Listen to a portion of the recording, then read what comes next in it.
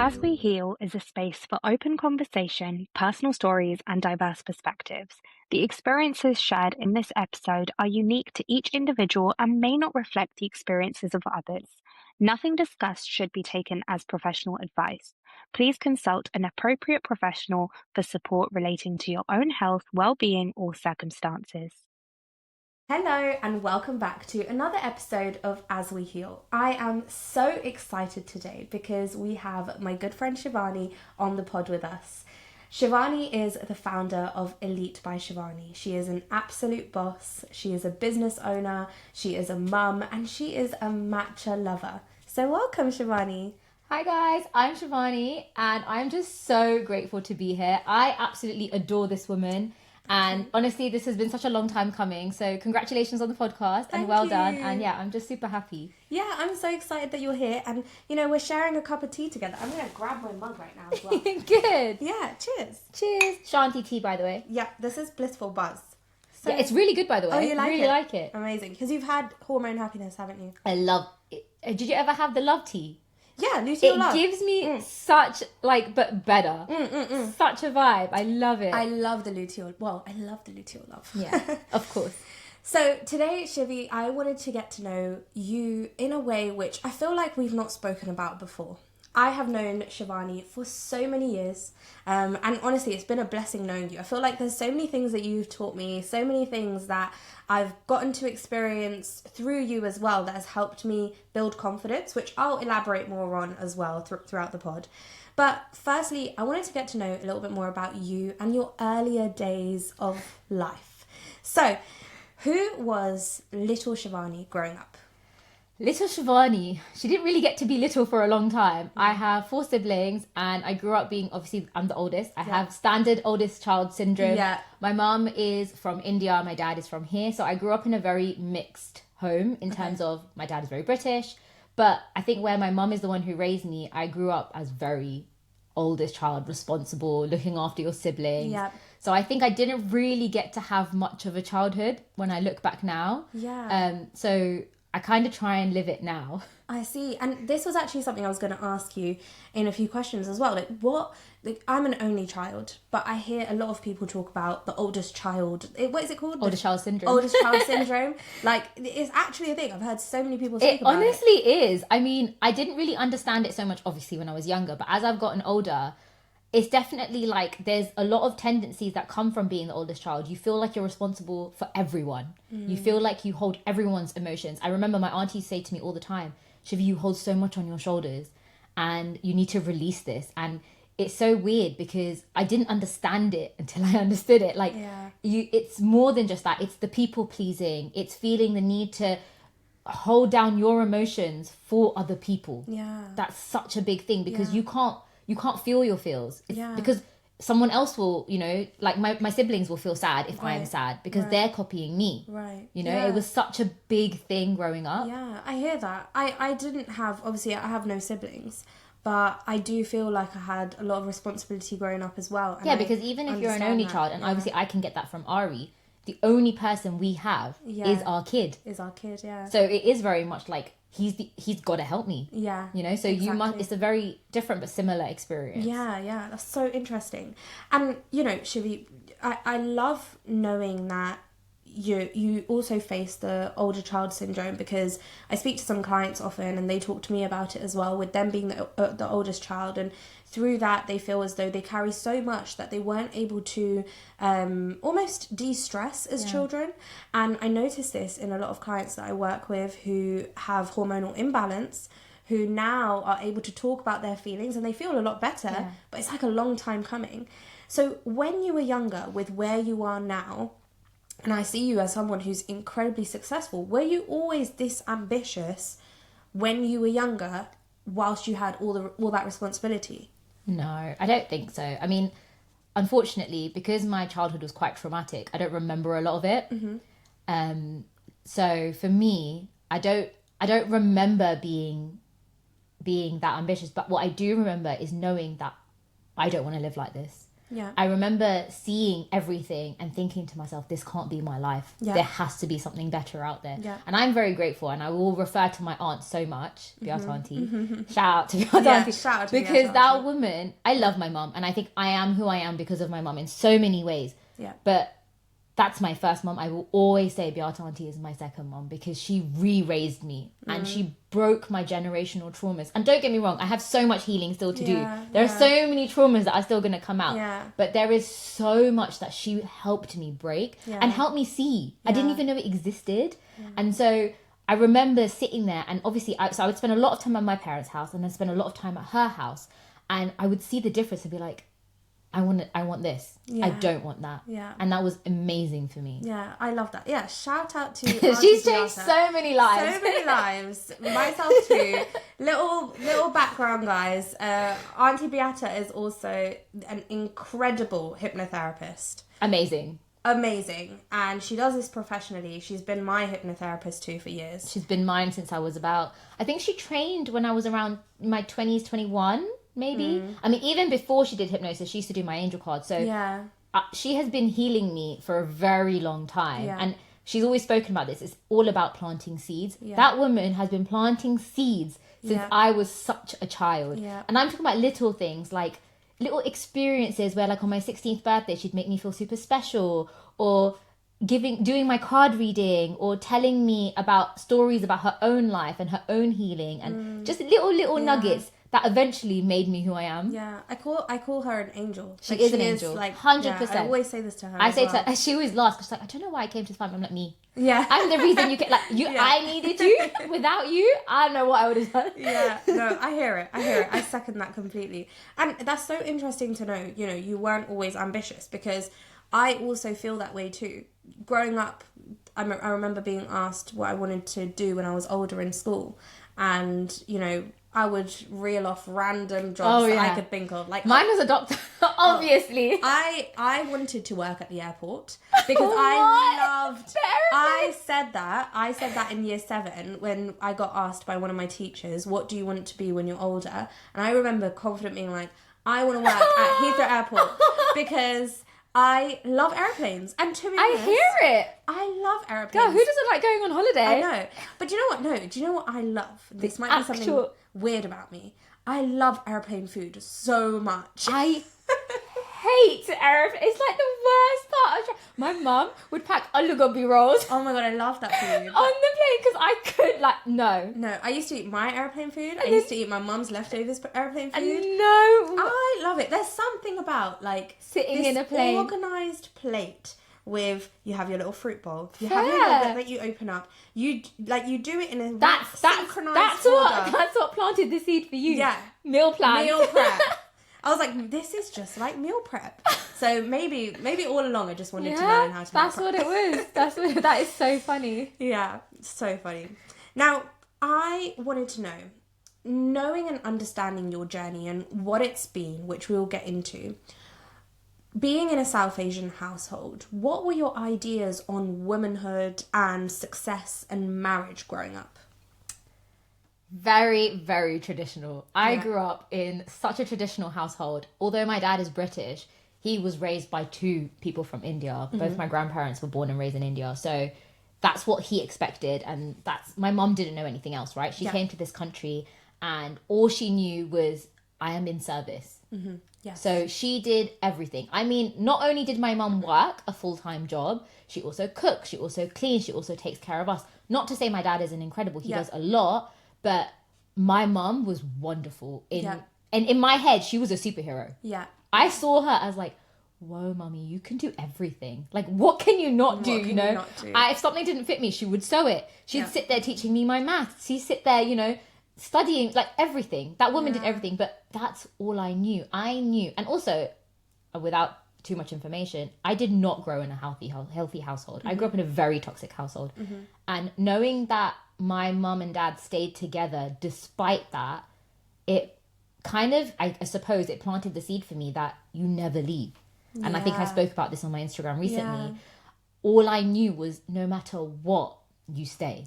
No matter what, you put the work in, you suck it up, and you stay. And that's all I knew. Yeah. Well, thank you for sharing that, because I know it can be a lot to open up and to share about these things that we don't often talk about, and also I think bring up a lot of emotions. Yeah. So thank you. Now, I know that you ended up having your wonderful son. I Absolutely did. love him. Best thing ever. Aryan. And what age were you when you became a mum? I think 24, 25. Okay, same as me. Yeah, same as you. Which is why when Antonia told me you were pregnant, I was like, oh my God, perfect age. Yeah. Such a great age. What are your thoughts on becoming a younger mum? Like, to be honest, that isn't necessarily a very, very young mum, but these days, I mean, it yeah. is, yeah. I do always say this. I wish I had him later. You're very different. You started your healing journey way before I did. And so the experience that you have, and when you chose to have Ahana, who is also incredible, by the way, when you chose to have her, she got a very healed version of you. And again, no one is 100% healed. We are learning. We are constantly learning, growing, healing. Yeah. But she definitely had a more stable version of you. Unfortunately for Aryan, he didn't have that. You know, I know obviously your pregnancy was stressful due to your own health reasons. My pregnancy was stressful because I had no idea if I was coming or going. I didn't know where I was living. I didn't know where my income was going to come from. I didn't know anything. And, you know, like, I think I do wish I had had him a bit later on in life. But I also, and I believe this wholeheartedly, I would not be where I am today had I not had him. I would be stuck in the same cycles. I would still be broken. There's no way. He was and again, I speak about this so often. I should have been the reason to break the cycle. Unfortunately for me, he was my reason, but I am so glad. I'm so glad. Yeah. And I was going to touch on this as well, because when we become mums, there's such a shift. There's the changes in hormonal health. You know, we experience this massive crash. We then, as we are running a business or figuring out what on earth we want to do in life, also have to take care of an entire other human being. And I know that this is the natural experience for so many women. But in what way did you figure out who you were postpartum as a mum, but also figuring out who is Shivani? Like, who is Shivani now? Honestly, I don't think I learned that until the last few years. It's taken me a really long time. I had been post-Ari. People always ask me, did you have postnatal depression? Probably. Did I realize it? No. I was in survival mode. I was the only one taking care of my child. I knew, and I breastfed for 3 years, which I'm so proud of. I'm so proud of you. I think that saved me. Genuinely, knowing that my child will only eat if I get my ass up, I wake up in the morning and I feed that kid. I look after my body. I started training with you at that period as well. That's when I reached out to you, because I knew I need to be the best version of me for him. Like, it was just, I don't know how else to explain it. Like, I had no idea who I was in those moments. In those moments, all I knew was suck it up, get up, do what you need to do. It's only in the last few years, I think. And I remember the first time you reached out to me and we started working together and we were training. And honestly, if there's one word to describe Shivani, it's powerhouse. It's powerhouse. Was I thinking about kids then? I don't know. No, I was very young. Yeah, you had just started your PTing journey. I had just started my And I think we were talking about it and you were like, I think I want to start PTing. And I was like, well, girl, come over. And you had never coached anyone at home before. You came in your little car. Was it your Fiat? Yeah, it was it wasn't my Fiat. It was my little smart car. It was your little smart car. My 2-door smart. Yep. And then you put everything in your boot and you brought out the resistant band. And the TRX. I died. I died. Yeah. And I love that. I love putting people through a good... 100%. And what's one thing that you would say motherhood has taught you about you? What motherhood has taught me is people and your child comes into your life to show you something that you need to heal. And usually it's multiple somethings. Yeah. I thought I had done so much healing before he was born. I had thought I'd done loads of healing just generally in my life. But every new version of him, we were talking about this earlier, every new version of him shows me that there's more healing, there's more growth. No one will humble you more than the way your child does. Oh my God. I thought I had no ego. I tell everyone, I actually don't have much of an ego. But boy, does that boy bring it out for me. But it's incredible. It's incredible because this is what you need. And you can either choose to go to the route, which I think a lot of our parents did, which is, I'm older than you, I know more than you do as you're told. Or you sit down with it and you think, how can I be a better version? How can I how can I behave in a way that teaches him how to be better? Yeah. Like, why is this affecting me in the way that it is? Oh my like, God. What is this telling me about me? So many of my traumas. Yeah. I say to Ari, I was like, this is triggering my I'm not being heard trauma right now. And he's just like, okay. Whatever you say, mommy. Yeah. Even Ohana, she's a chatty one. Yeah, She's we a love chatty one. it. We the love sass. it. The sass, gosh. But even for me, I'm like, wow, this girl's really... I asked her the other day, and I said to her, because someone commented on my Instagram, they were like, oh my God, you cook such great food for your family, yeah? And I asked her just like on a whim, I was like, oh, Hannah, do you love the food mummy cooks for you? No.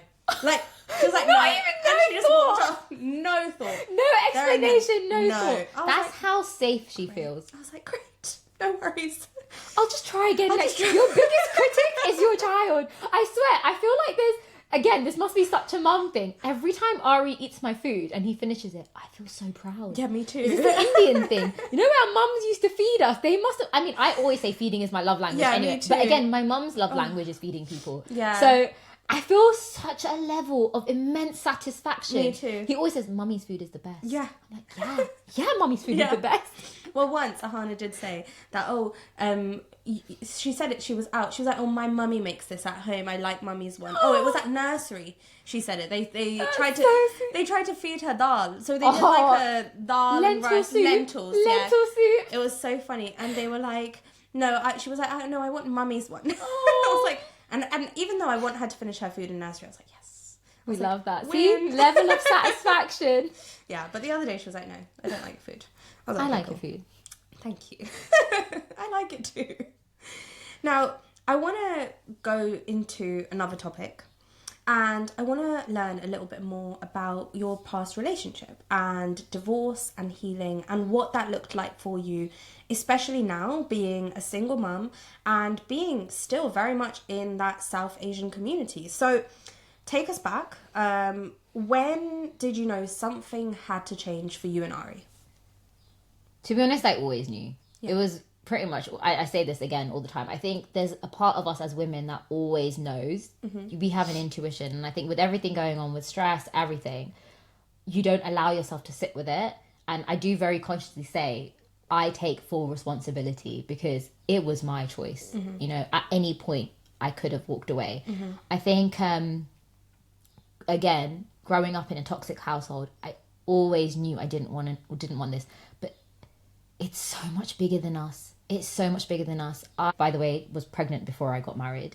Mm-hmm. And I was quite comfortable with not getting married because, I mean, it happens so much now. My sister was also not married. Yeah. And she has kids. Yeah. But it's so much bigger than us. And now when I look back, I see it. I'm the oldest child. I don't want to disrespect my parents. I don't want to bring shame to the family. I remember my auntie saying to me, like, you're going to do this and there's nothing anyone can say to stop you.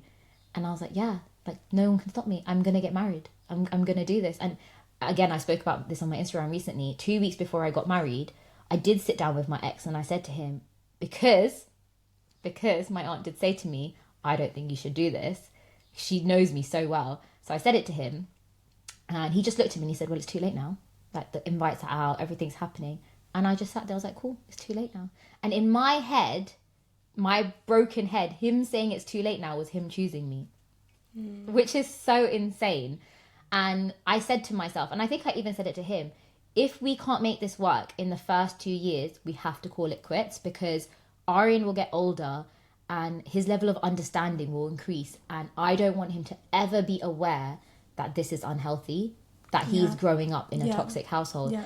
And obviously, this is just life. The grass is always greener on the other side. And I struggle with this sometimes because Ari doesn't know any other way. He doesn't understand that it might have been toxic. Really, it would have been toxic. He just understands that it's just me and mummy. Yeah. Like, I don't get to have this perfect family. He doesn't get it. But I remember I was always aware. Yeah. I always knew. Yeah. I love that you went into this, though, knowing that Ari is the priority here. Yeah, 100%. And I truly admire that because, you know, even through the ups and downs that I went through in the first year of parenthood with Brad, because it's such a huge change when you're simultaneously still trying to work and create something. This was another thing I was going to ask you because from what I know, and we'll get into this after as well a bit more, but you kept hustling. Like, I just remember you've had Ari now, and that's it. But girl, do you know I had no choice? I know you had no choice. It's not, and I would love to glorify, like, yeah, I hustled because I was hard. I did it out of pure survival. If I did not work, I had no income. I was already running my business for years before I had Arian, and I had to shut down my clinic in High Wycombe because it was just too far, and where I was breastfeeding, and I needed to be around my support network, and obviously my parents were the only ones helping me at the time. I needed to be at home. So my parents, God bless my parents, they let me work from their outhouse. And so I had to restart my business. No, but hear this. That's one thing. What not many people know is I managed to rent out a room in High Wycombe, just up the road from my clinic. And every weekend, I would take my laser machine to High Wycombe and spend the weekend doing laser. So I'd go on Saturday morning, come back Saturday evening, go back Sunday morning, come back Saturday evening, fully booked with laser clients because I already had clientele there. Again, very grateful. But it was my dad. That man, because I had just had a cesarean. I couldn't do packing the laser machine. Do you know how heavy a laser machine is? I've seen it. It's huge. It's heavy. Yeah. He would pack my machine in his car, drive me to High Wycombe, drop me off, go back home, come back at the end of the day and pick me up. And he did this every weekend until COVID. Every single weekend, because it's the only way I could earn income. So you know what? I was in survival mode. That man is just, there is not enough words to thank my dad for that. It sounds like you had this rock solid support system from your mum and dad. My mum was looking after Arian in that time. And I was pumping, so I would give them my pumped milk. And oh my God, I would come home from work and the pain. Oh my goodness. The pain. And I'd be like, give me my child. I need to feed him, because it gets so heavy and so painful. Literally. I quite literally. My parents, Antonia, my cousin, my auntie Beata, like they all helped me so much. And it just made me realize, and I say this to Arian all the time, it's okay if you don't have that one person. It's okay if you're not a 2-parent household because it comes in so many ways. Yeah. So many ways. I agree. Oh, and going through divorce, I experienced this, by the way, with my parents when I was a teenager, but I know that divorce can bring a lot of stigma when it comes to South Asian families and households. It sounds like you had so much support in your immediate family. What was it like outside of that? When friend groups, what was it like? I'm very lucky. I think I'm a very blessed person in the sense that I have done a lot of healing. So my circle was very amazing. I did lose some friends because I was going through a lot and I wasn't really communicating it with many people. And obviously it was COVID time. So I left during COVID. And people say this all the time. COVID can either make you or break you. And where we were stuck in the house and I just knew I had to leave. Everyone says it doesn't matter how much you know, there's always that one moment. And when I look back, it's always the one moment that's so stupid. Like, why is that the reason you wrote that? But there is always that one moment. And I remember it was COVID. So nobody really knew. Like my parents knew and my friends knew. And again, the ones that stuck around was so supportive and so loving. And because I've always been quite outspoken with my friends, I never hide things. They were all like, about time. Like, you need to leave. You need to do what's best for you. My dad was incredible. My dad was like, come home. My mum, again, was like, come home. But I don't think she quite expected me to actually apply for and have a divorce. I think I spoke about this on my Instagram as well. Again, this is so much bigger than us. She doesn't understand. She couldn't understand. She understands. She's much better now. But she couldn't fathom her daughter having or filing for a divorce. Also, it doesn't seem as easy as it is. You literally just apply online and it just happens. I was very lucky because I didn't have much of that. And obviously, by the time COVID came out, it had been such a long time. My cousin got married straight out of COVID. Everyone just found out. And no one really asked me about it, to be honest. People just carried on. There probably is so much stigma, but no one tells me about it. No, fair enough. I'm so glad that was not your lived experience. No, I'm so grateful. I love that. And would you say that you now versus then are two completely different stories? My God. Such a way different person. Because, and again, I touched up upon this before, but once I left, I had to sit with myself. And at first I had zero emotion because I was kind of in shock and I was in survival. And when you're in survival, I'm sure you know, you can't think outside of this is what needs to be done, this is what needs to be done. Obviously, I was moving back to my parents. I knew I didn't want to raise Orion at my parents, so I had to search for somewhere to live. Right. So you're homeless, financially you're struggling, you know, and you're looking after a kid. At that point, I think Orion was 2. Mm-hmm. So he's a little bit more aware at this point, Yeah. or just under 2. Yeah, so I was just trying to work out the best thing to do. When you were trying to figure out like what the best thing was to do, I'm assuming you were also healing from a lot of emotion. After I had gone through survival, I had to stop and tell myself, it took Aryan for you to break this cycle. Why? What is it in you that you need to heal because you should have left for you? Because the thing is, the reality is one day I'm going to attract a person and I want to be in a relationship again, blah, blah. I don't want to attract the same thing again because we will. The universe is so incredible. It will repeat the same thing. It will mirror the exact until you break it. Yeah. So it was really, really important for me. And I did tons of hypnosis, tons of therapy just to break that. Yeah. And that was that's why I'm completely different. Yeah, Completely. I'm so proud of you, and I think it takes a real level of determination and the openness to do that self work, to say I am going to sit down and work. I mean, me. Beata Auntie is the biggest mirror for me. There is nothing you can hide from that woman. Yeah. She'll be like, girl, you need to fix this. Yeah. She told me not too long ago. I was just like, oh my god, I feel like I'm in a bit of a rut. She was like, tidy your house. And I was like, that was literally declutter, tidy, everything. Yeah, I was like, I think you're right. Yeah. And then I did it, and I was just like, okay, you feel incredible. I feel great. Thank you.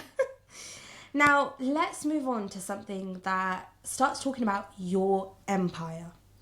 Tell me what it's like being building Elite. And I remember, for those of you who don't know, I first started my first ever laser hair removal journey with Shivani. I was very nervous. Yeah. But being someone who has gone through this journey of having PCOS, PMOS now, I had the excessive hair growth, and I really, really trusted you. And I think that's the first time that I felt so confident in myself. You told me about this specific laser you were using, and that really helped me on my journey. So can you tell me a little bit about what has been the evolution of Elite? So I actually worked for a laser company when I was at university. I started off as a receptionist, and it was a very, very toxic working environment. However, it taught me so much. I mean, we could never get away with the things that I wouldn't even want to. But they required a receptionist, and then they required a therapist, so they trained me up. Very grateful. I got my training. I did a level 4. And then I became their manager. Now, by the time I had become a therapist, I kind of already had it in my head that I want to open my own laser company one day, because while I was going through my training, I started getting laser myself. So yes, you have PMOS. I also had it growing up.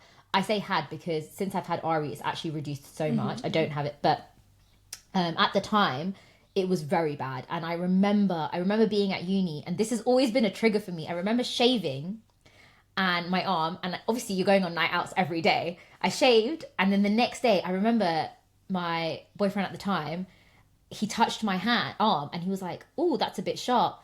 I was mortified. I was more, and in my head I'm thinking, I just shaved yesterday. But this is the thing, right? Like, you are it's so funny though, guys, because obviously post laser, my ex-husband at the time, he was like, but you never really had hair, have you? Because I was so silky smooth. And I was like, you don't remember, you caused one of the biggest traumas. Biggest traumas. But laser hair removal changed my life. It literally was so, for me, I mean, I have hardly any hair on my body at all. I'm very grateful. It worked for me very well. Like I said, post Ari, my hormones balanced out so much. So I just knew I need to give this to other people, because I grew up in a household where my mum has no hair. She never really did shaving, waxing, or anything. Even my mum. They just don't. What happened? My mum says it's because we never really touched our hair, but I think it's hormones. Yeah. Because obviously where they grew up, I don't know obviously where your mum, but my mum grew up in India eating fresh food, fresh vegetables. They're in an environment that was made for their body, because we are Indian, right? Correct, yes. So I think their hormones were so balanced that they didn't really come out. And I'm not saying it's for everyone. Of course, PCOS is such a big thing, and I'm sure people were suffering for it. So there are hairy people, of course. And I say to everyone, I'm Punjabi. There's no, like, the hair is hairing. I was so hairy. And so when I had this laser experience, I just knew that I need to provide this for other people. So I spoke to my parents and I was finishing. I actually have a software engineering degree. I am a computer scientist. Yeah, so I studied that for 4 years. And while I was coming towards the end of it, I sat my parents. My dad was an estate agent when I was growing up. He's had his own estate agency for a long time. He did come in and out of the software engineering field as I was growing up. So I kind of saw both. I saw my dad, who was an entrepreneur, but I also saw my dad as a engineer. So I started off with the engineering side, and then I was like, actually, I think I want to run my own business. And kudos to my parents, because my mum ran a Ayurvedic clinic in India before she got married. So she actually shut down. So that's how my parents met, by the way. My mum had an Ayurvedic clinic in India. She was in the newspaper for it. And someone from my dad's side saw my mum in the newspaper and was like, this is what goes to show why the universe is so amazing. They are on different countries, cross seas, and somehow they found each other, And it's so wild. So my parents were very on board with this. They were very supportive. They never said to me, no, don't do this. I had worked a lot, but I hadn't saved a lot. Yep. So I applied for loans. I just tried so hard because I was like, this is what I want to do. And then I opened my first ever clinic. I hired staff. I did most of the work myself, obviously. And that's kind of how, I love that. That's how it started. That's so incredible. And I love how it's really energizing to think that, your mum coming from this Ayurvedic background, your dad coming from the background that you decided to dabble in both areas. And then obviously you decided, okay, no, do you know what? I want to be an entrepreneur. I want to have my own business. And how they met and how they basically created the perfect mix. It's just, this is why I say, when you choose, I do believe your soul as a child chooses your parents. I'm such a big believer of this. Me too. And I think in order for me to be who I was, I needed my parents to be who they are. Yeah. 100%. Yeah, agreed. And when it comes to running a business, do you feel like there are certain sacrifices that have to be made along the way? And what sacrifices did you have to make? So many sacrifices. When my friends were all partying, going out, living their best lives, I was grinding. Yeah. I was grinding so hard. Especially for the first few years. And then even, to be honest, even till now, there are so many events that happen on like a Friday or a Saturday. And I'm like, sorry guys, I'm working, Yeah. Or, even though it's been so many years, it's just one of those things, it will never stop. Like and forget sacrificing those things. We work 24/7. You never stop working. And I do really feel it with my child sometimes because you can't switch off. I was going to ask you this a little bit later on as well, but you can't switch off. It's impossible. I noticed even for myself, a huge sacrifice that I had to make initially was time in my relationship, family time. What do I do late in the evening once most people have logged off? I sit down, that's when I get my creative stuff. That's when I edit. I make content, I edit, and then, I eat my food while I'm making content and I get to bed. So the time to sit down and watch a Netflix show or commit to something like that. I tell everyone this. I can't watch something unless it's a background show. Right. It's impossible. God, me too. Because there is no way I'm going to be able to give 100% of my attention because I have stuff to do. So really funny story. Brad and I were having this conversation the other day. Brad absolutely despises sitcoms. He doesn't like them. He doesn't like that people laugh in the background. So I watched Two Broke Girls. I love it. It's a good background show. They removed Friends off Netflix. That broke my heart. I know. I was like, what are you doing? Seriously. You're going to lose membership. So many. So I started putting Two Broke Girls on. Brad can't stand it. He can't stand the jokes. He's like, this is terrible. And anyway, he was like, why don't you watch something properly? And I'm like, if I commit to a show properly, I said, you don't understand, but that's actually risky for me. I don't want to commit to a show. I have to sit down in the evenings and edit content or plan what the week ahead is going to look like. I love it. It's so good because you need some background noise sometimes. And don't get me wrong, I love silence. I'm such a I'll sit in my car on an hour journey in silence. But sometimes you just need something. Yes, exactly. Yeah. And have there been ever any moments that you totally wanted to quit? So many. Yes. So many. I think this morning. Yeah, this morning.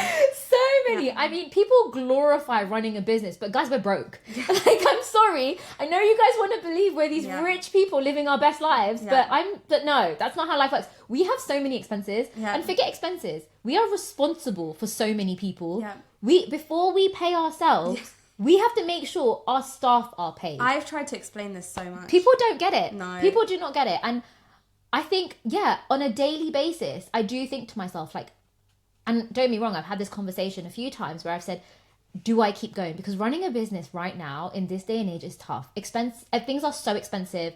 There is no consistency. You don't know if you're going to be able to afford your bills this month. And, you know, your mortgage is like such a big thing, you know. It's high risk. Whereas it's so high risk. I didn't get any maternity leave. I didn't get maternity leave. But no, maternity pay what? No, maternity pay who? You see, I was working 2 weeks after having Ari. Yeah. This is why. Yeah, me too. Yeah. I was like breastfeeding and like making clients. I was like, breastfeeding and doing clients. Yeah. Like, you do what you got to do. 4 more squats. Yeah. You have to. You have to. It's just life. Yeah. And what do you think keeps you going? I think the flexibility for me, because although now the life is so amazing and people can work from home, it's one, not guaranteed, and two, I kind of enjoy choosing when to work. Like, I get to do every school pickup. I get to do every school drop off. I am there to make fresh meals for my child. Yeah. I get to go. Yeah. And I don't have to ask someone for permission. Yeah. I just reschedule a client if I need to reschedule. Because I do this for my child. Yeah. That's what keeps me going. For me, it's exactly the same. Yeah. I've sat down to explain so many people this, but I'm like, we are paying everyone and the tax man and the VAT man before we pay ourselves. And, you know, the payment that I value the most is time with my family. And even though, you know, now I get to sit down in the evening before Hannah goes to bed, I'll make her dinner.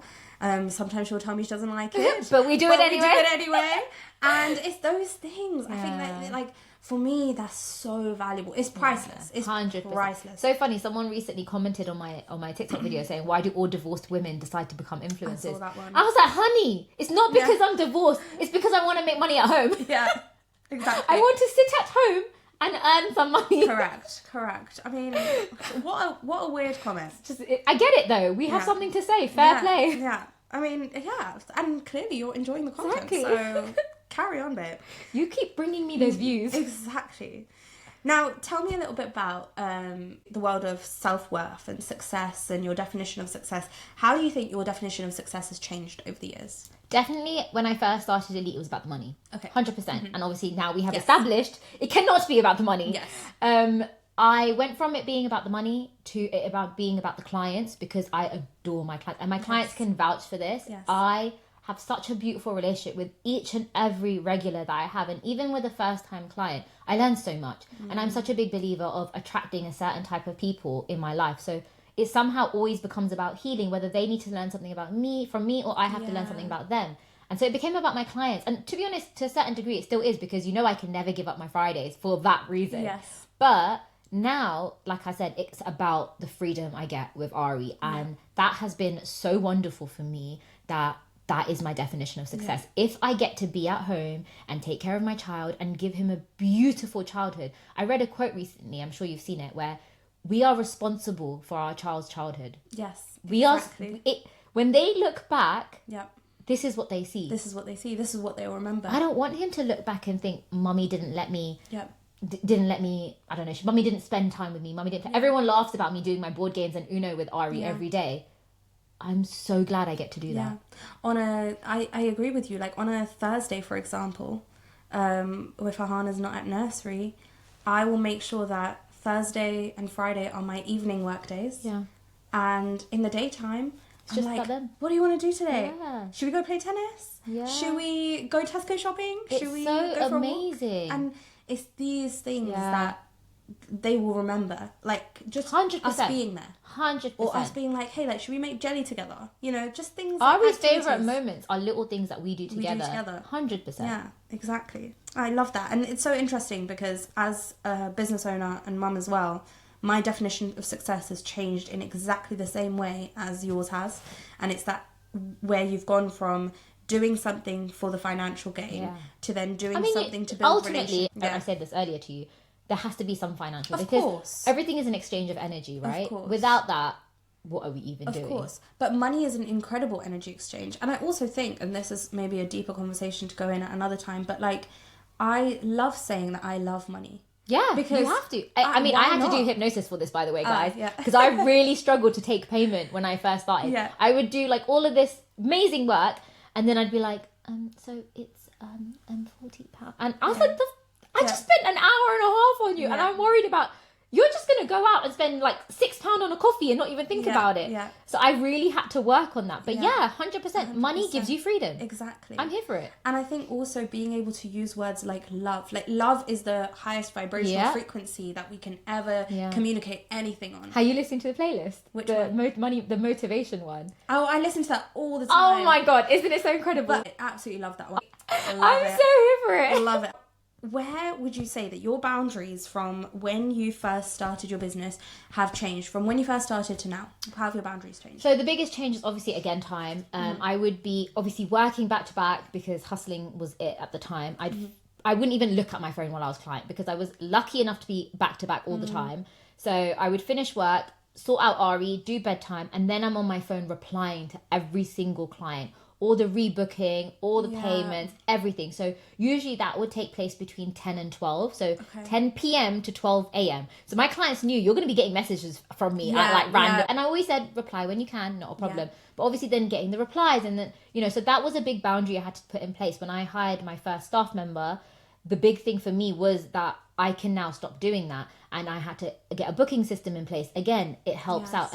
But what was tough is my clients are so used to it. They're so used to messaging me. I think, that to be honest, that was probably one of the biggest. I didn't have the problems that I think a lot of business owners have, which is like family taking advantage. I didn't really have that. I was very lucky. If anything, I begged my mum to come in. I'm like, Mummy, please come get a facial. Like, what's wrong with you? So I didn't really have that problem. But that was probably my biggest boundary that I had to put in place. It was just that my work life is my work life and my home life. So when I am at home, obviously now I'm trying to work on my influencing side. So it kind of blurs the lines a bit. But clinic is clinic and home is home. Home is home. Yeah. I love that. And I've loved the content recently. Thank you. I'm really trying hard. I love the fact that you're a lot more chatty. I'm really enjoying that. Thank and I love the matcha. It's very inspiring. I love my matcha. And I have one more question. What do you hope Ari learns from watching your journey?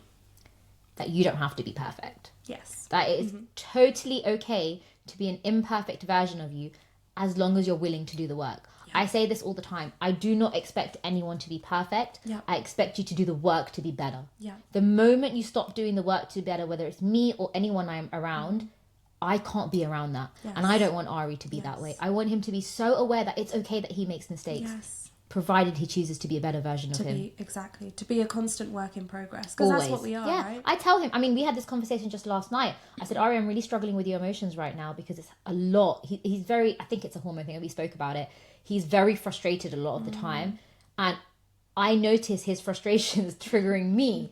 Yeah. And so I said to him, I don't want to argue with you. I don't want to fight you. It's just not nice. So we're going to start this new thing where we say rewind, which means we both get a second shot at this. But this isn't, and I made this really clear. If I do something wrong or I react in a way that's not acceptable, you are allowed to say, Mummy, rewind.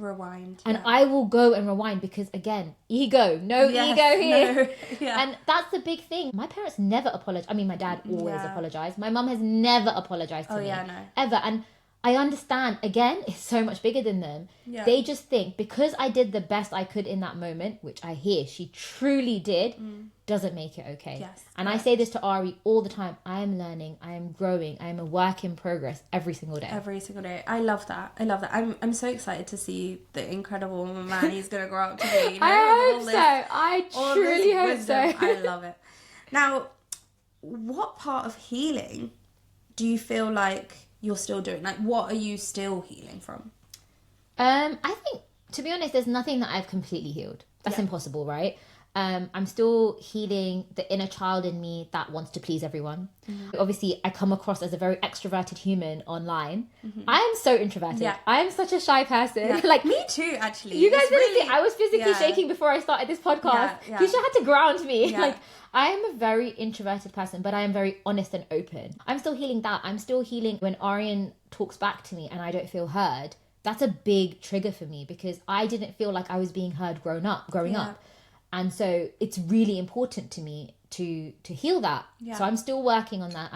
I went into a second relationship long after my divorce and we broke up and I realized there was so much of me that was still unhealed because I allowed myself to disrespect so many of my boundaries because I obviously wasn't doing the work. I stopped doing the work, Yeah. you know? Yeah. So we are a constant work in progress, and there's so many things, but 100%. definitely I think my boundaries have been a big thing for me. I love that. Good. I'm so proud of you as well. And it takes a lot to sit here and to actually go through, right, okay, no, do you know what? I am still healing. Yeah. Every single aspect. Me too. I mean, there's so many things that I'm consistently working on, but it's these conversations that help so much. 100%. When I started this podcast in the very first episode, I spoke about how this is not just for the audience and everyone watching this. It's also for me and for you. And we sit down, we have these like deep, raw conversations, because how often do you do that in a half an hour slot? Do you know what's so wild though? I actually have them a lot, because again, this is what I was saying. I was attracting the kind of clients that required this kind of conversation. And so many of my clients will vouch for this. They would walk away from a conversation saying, damn, I really needed that. Remember you asked me what actually made me realize that something needed to change. So I was back to back hustling, doing clients all the time, attracting all these incredible clients that literally was so incredible to me and treating me so amazingly. So I would be on this high, you know, I'd be working back to back. Although exhausted, I was on this amazing high. And I would go home and not even remotely respected or treated that way. And I would plummet so far down. And that feeling of going from up here to down there, that was my reason. Yeah, I remember saying this. In a place that needed to be your safe space. Yeah, I remember saying, like, how can I feel so amazing here and so awful here? How does my energy switch so quickly? And I realized this can't be my life. That was the switch. That was the switch, yeah. Wow. Yeah. That's, and I see my clients are incredible. Truly, my clients have healed me so much. My clients too. I know I spend so much time like on the phone with them, understanding what their journeys have been like. But when you hear other people's journeys, their stories, and it's you such sit a blessing. It's a blessing. It's such a blessing. It really is. And what's something you wish 20-year-old Shivi knew? She was going to change so many lives. I wish she knew that she was in control. Everything is my choice. I am responsible for everything. I think I wish she knew that she was going to be the most incredible version of herself one day and have the most incredible child and incredible life. Because I think in my 20s, I definitely did not know that for sure. Sometimes I wish we could physically see I did and it. feel. I did it in my hypnosis. Your younger self. Yeah, I did. I went back and my older self right now, told my younger version that, girl, you're going to be fine. You're going to be fine. Life is going to be beautiful. Yeah. And all these little things that you're stressing about, especially I feel like teenage me, you know, about studies and friends and boys, and my acne was disgusting and my hair growth was so bad, and all these little things that we worry about so much, like, it's so not important. Yeah. Eventually, if you do the work and you do the healing, I know this, and I don't need anyone to vouch for this, I am a healthier, much better looking version of me than I ever was in my 20s. Yes. I was chubby in my 20s. Not that there's anything wrong with that, Yeah. but I was not healthy. I was binge eating. That's why it was unhealthy. I was binge eating. I was constantly using food as a source of happiness, which it just isn't. Yeah. And I think the energy that you radiate, it shows. I've noticed this even with me when I'm in dark places, and when I was younger, you know, I definitely felt, I didn't feel as light in my step, in the way that I'd talk, in the energy that I would 100%. hold. And it's not having to reach for your 5th coffee of the day to simply function because you're just trying to exist. It's because you're finally actually living. Yeah. And that's... I mean, I can vouch for you, Keisha. You have grown in incredible ways. Oh, thank you. Incredible ways. Thank you. Like, you are definitely a different version of you, for sure. Yeah, 100%. And to close, I wanted to ask you a couple of questions. So, firstly, what belief of life do you hold today that you hope never changes? That I am in control. That you are in I control. hope I never lose that. I don't think I ever will. I think being a victim is my biggest ick. Yeah. And I have had moments of victimhood, and my auntie beat that out of me real quick. Like, girl, get your ass up. Yeah. But I never want to be a victim again. I never, ever, ever want to believe that I am not responsible for my life, because I really am. You really are. It's no one else. Yeah. Love that. I love that. And I live by that myself. 100%. And when people finish listening to this episode and this conversation, what do you hope that they take away from it? Exactly that. Guys, you're in control. You're in control. You're not a victim of your life. And of course, there are traumatic things happening in the world. And obviously, this doesn't go to everyone, because I'm sure there are people going through things that they can't. But most time I believe that you are in control and you get to choose. There are so many things out there to help you heal these days, you know.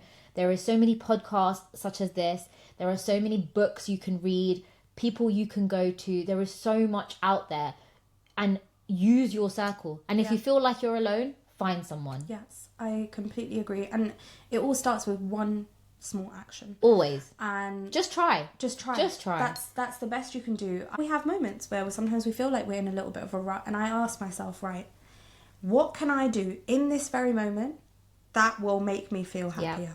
Yeah. That will make me take one small step to getting on that right path. Not to be completely on it, but just a step towards it. I think for someone who has no idea, when you're in a rut or you're in a place where you're like, my life is awful and I don't know how to fix it, in that moment, the best thing you can do is write down a version of you that you want to be. I agree. That is the best, because when you have a written down version of you in first person, like, I am smart, I am financially free, I have when you can see that, then you can work towards it. Yes. But when it doesn't even exist to you, what are you working towards? I agree. Well, I loved this conversation. Thank you so much for being here. Thank you. Sitting on my couch, Loving chatting. This has been so insightful. I feel like it's brought up so many things for me to even just sit and reflect on as well. I waffle too, guys, so... No, but we love that. And this is why we talk. And I think it's important to have these chatty moments where 100%, we can sit and go deep. So thank you, Shivi. Thank you for creating this platform for this. I think it's so important. There's so many things that, although I'm working on talking about on Instagram, I haven't even gotten to it yet. So having this as a teaser to that has been wonderful. Yeah, and I'm so excited to see all the incredible content. Can you just tell everyone before we go where they can find you, if they ever wanted to reach out, you know, even get to know you a little bit more, follow you on socials, or even come and get any treatments done?